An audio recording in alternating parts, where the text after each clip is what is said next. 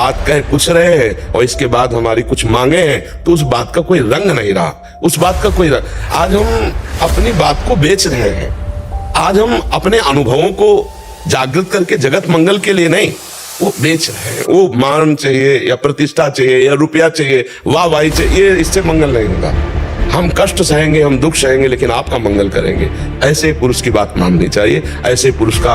और हमें लगता है सबके हृदय में भगवान बैठे हैं, वो बताना नहीं पड़ेगा, आप देख करके वो बैठ कर ही जान जाएंगे कि इनकी बात माननी चाहिए कि नहीं माननी चाहिए।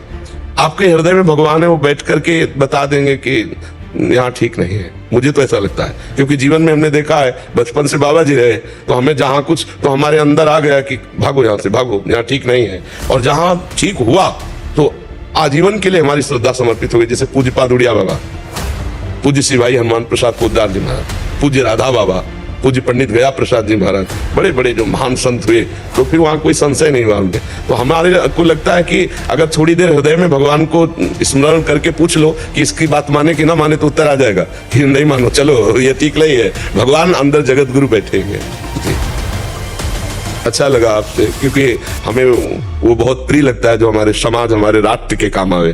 जैसे हम आर्मी के जन आते हैं ना, तो हम उनको संत की तरह ही उनका सम्मान करते हैं, क्योंकि अपना जीवन राष्ट्र के लिए दिए। ऐसे जो राष्ट्र की सेवा के लिए किसी भी तरह से जुड़ा है, तो मुझे बहुत प्रिय लगता है कि हमारे समाज को सुधारने के लिए, हमारे समाज को सुख दे। अस्वस्थ होने पर भजन नहीं होता, फिर तो चिंतन उन्हीं का, कष्ट ही को होता रहता है, यहाँ दर्द, यहाँ परेशानियां। अब अपने लोगों क्या है, बचपन से भगवान की कृपा से लगे रहे, तो सारी बातें समझ में आ गई। तो अब ये थोड़ी कि कष्ट है तो चित्त खींच लेगा।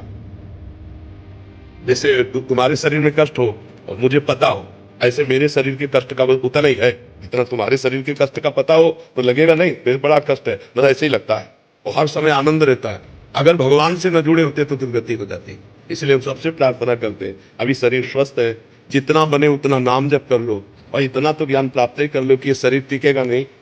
बाल्यावस्था नहीं टिकी तो यौवन अवस्था कैसे टिक जाएगी? यौवन अवस्था जग गई तो बुढ़ापा आ गया, भारी दुख वाला, फिर मृत्यु आ गया। इसलिए भजन करके पहले शरीर राग का त्याग कर दो, जीते जी जीवन मुक्त हो जाओ।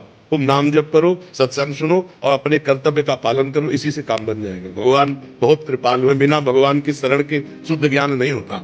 सोई जाने जे देव जनाई, जानत तुम्हें तुम्हें हो जाए। भगवान से प्यार करो, भगवान का नाम जप करो, उन्हीं की शरण में।